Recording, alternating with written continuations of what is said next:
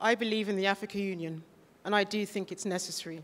The very issues that the Founding Fathers wanted has yet to materialize. Three things were raised by Mbeki and Obasanjo and the other Founding Fathers: democratization, constitutionalism, and peace.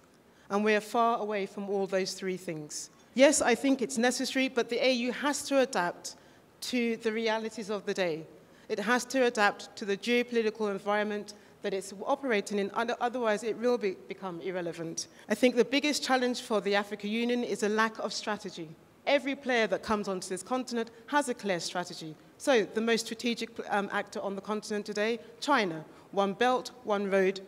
It's all about China, not about Africa. Where's our strategy to counter the resurgence of China on the continent? The UK, in response to Brexit, has a clear trade policy. It wants to do trade with Africa. What is our political agenda to make sure that we get something back in return to respond to the resurgence of the Commonwealth the way the UK has created it?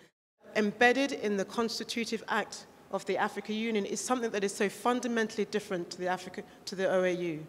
That is a recognition that the African Union has a right to intervene.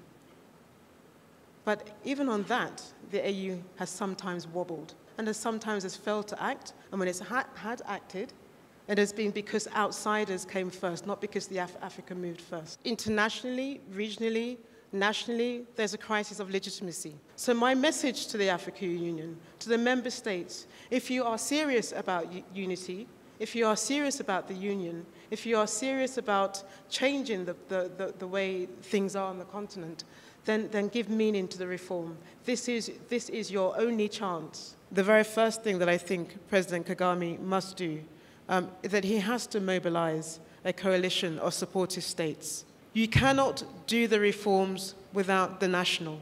If you don't have the key member states supporting this initiative, this is not going anywhere.